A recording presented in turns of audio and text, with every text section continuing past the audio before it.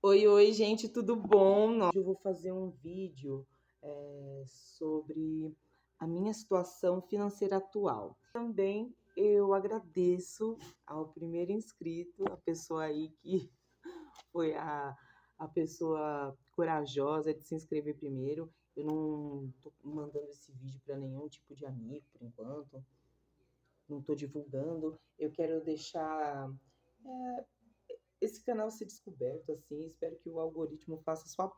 Ah, sim, deixa eu me apresentar. Meu nome é Jéssica, né? E eu comecei esse canal faz pouco tempo. Eu vou dar um panorama geral. Eu já falei nos outros vídeos. Além da questão de ser de estar ali dependendo de salário a salário, tem a questão do emocional, de não saber lidar com dinheiro. E eu tive esse despertar, né, de poder falar um pouco mais de disso, porque agora isso está fazendo sentido para mim. O dinheiro sempre foi um tabu, eu nunca falei sobre isso e eu gastava meu dinheiro descontroladamente, sem nem pensar no que eu estava gastando.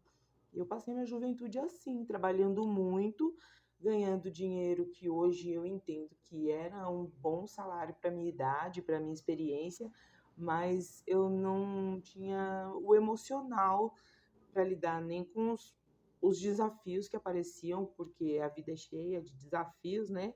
Mas também com o dinheiro que estava entrando. E é isso. Mas o que aconteceu? Eu vivia desse jeito, mas eu não tinha aquelas chamadas dívidas, né? Eu podia até gastar uma dívida ou outra, eu viajava e eu ia lá e pedia o cartão emprestado da amiga, sabe esse tipo de coisa? Mas eu ia lá e pagava. Mas o que aconteceu na época da pandemia foi que eu estava com meu filho e estava na ruptura do meu relacionamento. Então, deixa eu ver até quando foi isso. Eu lembro como se fosse ontem. O meu filho nasceu em novembro de 2019. E quando ele tinha 4 meses, então foi em fevereiro, né? Em fevereiro de 2020. Veio o auge da pandemia. Por que essa data ficou marcada para mim? Porque eu estava com o meu ex-companheiro, a gente estava vivendo junto numa casa alugada em, em São Paulo, e para mim já estava muito pesado, porque ele estava desempregado e eu trabalhei em um freela, eu já não estava trabalhando registrada, né? Eu tinha trabalhado com a terceirizada da Bradesco, mas eu estava trabalhando, enfim, nessa agência aí de home office até 15 dias antes de parir. E quando meu filho foi crescendo, não tinha mais renda, né? Porque o pai dele estava desempregado e eu não tinha como, porque eu já estava trabalhando nessa loucura aqui, que é uma criança pequena, né? Ainda mais o meu primeiro filho. Então a gente acabou se mudando para o fundo da casa do meu pai, que fica em Guarulhos, né? Então eu fui de São Paulo para Guarulhos em fevereiro de 2020. E um dia antes da minha mudança, eu lembro que estourou aquele vídeo do Átila Yamarino falando sobre as questões da pandemia, que o lockdown era necessário. Então, para mim, ficou bastante marcado. Então, quando eu fiz essa mudança, eu tive essa parte boa, né, de não pagar o aluguel.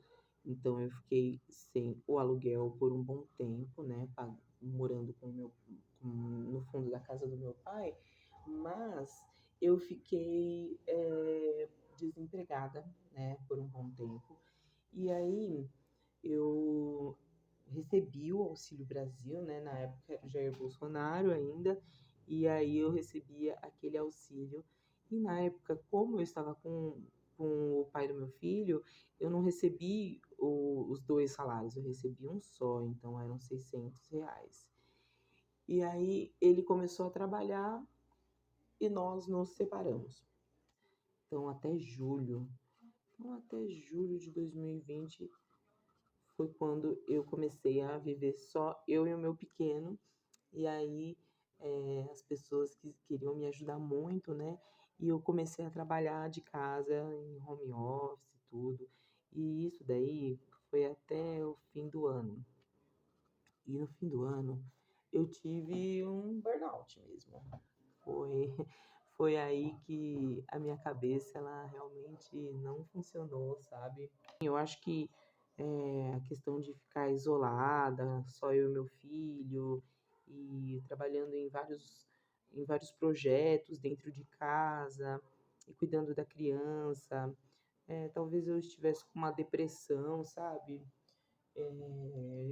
E é muito comum, né? Mas eu não consegui mais responder aos meus trabalhos, aos meus freelas. E aí eu fui desligando de todos. Eu tinha 4, e aí eu acho que um acabou depois de 4 meses, e aí, enfim, outros foram ficando, e aí eu acabei dependendo apenas do auxílio nessa época, né? Não fiquei mais do auxílio e freelas. E assim, gente, nessa época que eu fiquei só com R$ 600, você pode estar pensando, ah, ela não paga aluguel. Mas, gente, era fralda, era alimentação e alimentação de criança, sabe? Eu tinha minha cachorra, então tinha ração, internet.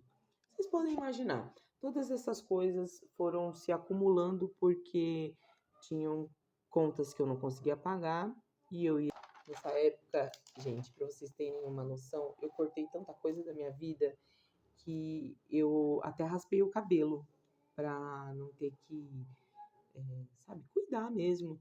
E eu estava muito triste que isso estava acontecendo comigo e junto dessa questão toda, assim, eu acho que isso foi global, né? Essa questão do desemprego, tudo, porque por mais que eu estivesse nessa situação, né?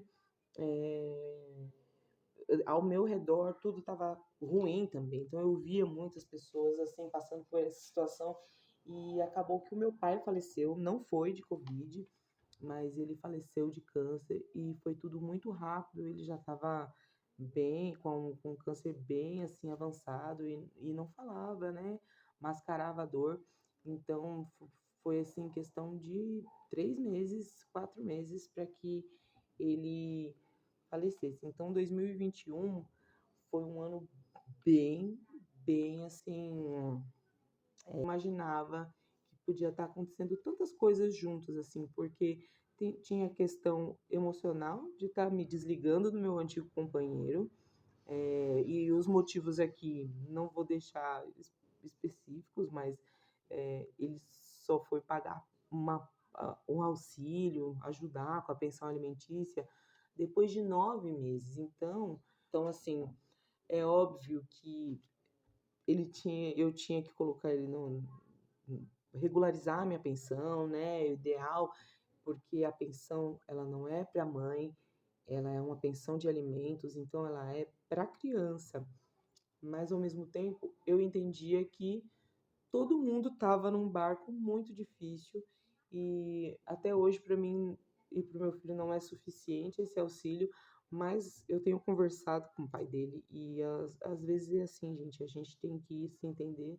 Eu já tive muito atrito, eu tenho que regularizar, mas eu também entendo que ele não está numa situação tão confortável quanto, graças a Deus, eu e meu filho estamos agora. Porque o que aconteceu?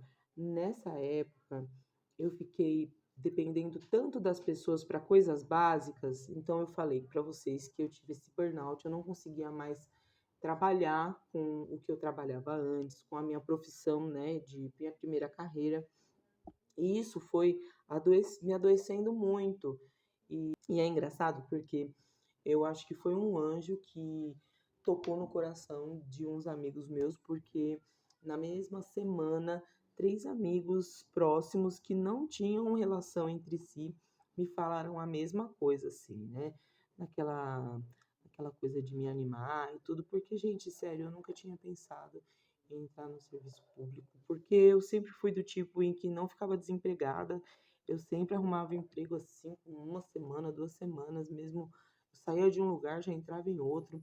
Então, isso para mim foi inédito, né? Essa pandemia global que afetou todo mundo e eu decidi que eu nunca mais queria ficar sem emprego. E aí virou uma verdadeira obsessão.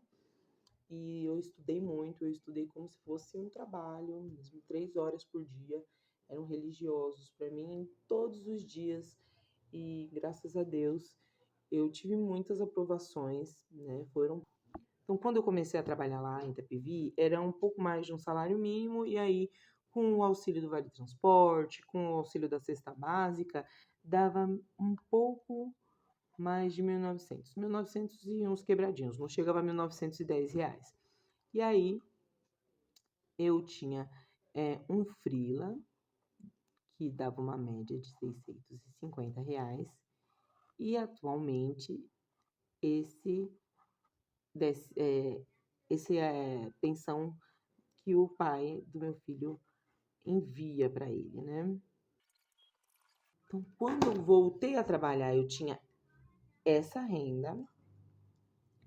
Ao mesmo tempo, eu tinha eu tinha também um gasto aí de R$ 1.500 sem a alimentação dos custos básicos, né? Os custos fixos.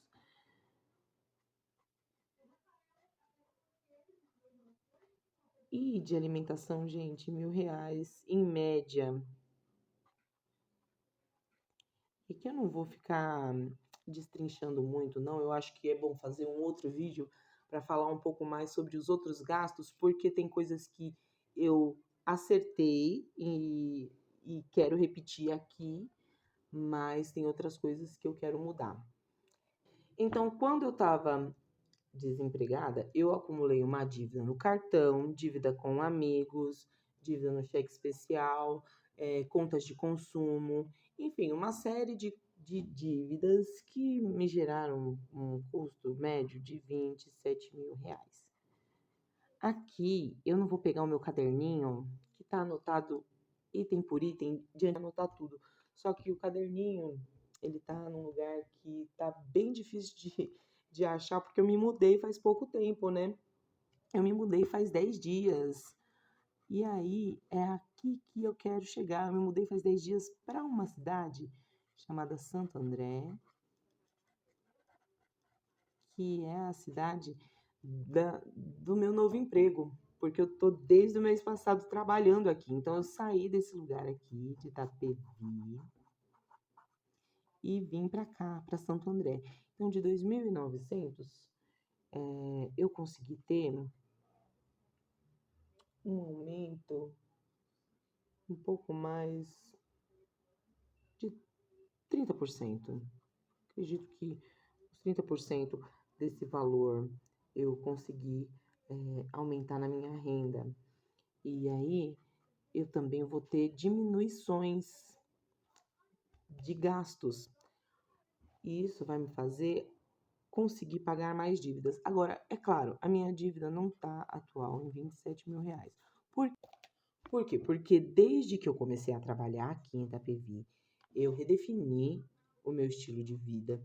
Eu comecei a estudar muito sobre finanças, porque eu entendi que se eu continuasse tendo aquela cabeça de quem trabalhava em agência, de quem tinha aquele salário que era diferente, né? Porque eu ganhava bem, eu só não tinha noção disso, né?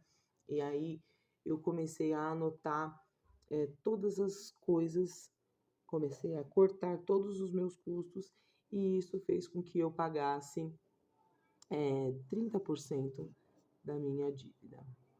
Então, hoje, desses 27.000, eu tenho um outro valor. Eu não vou conseguir agora falar certinho, porque daqui também o Desenrola fez negociações para o Itaú, para o Bradesco e para Claro. Minha gente, a coisa é séria. A coisa é...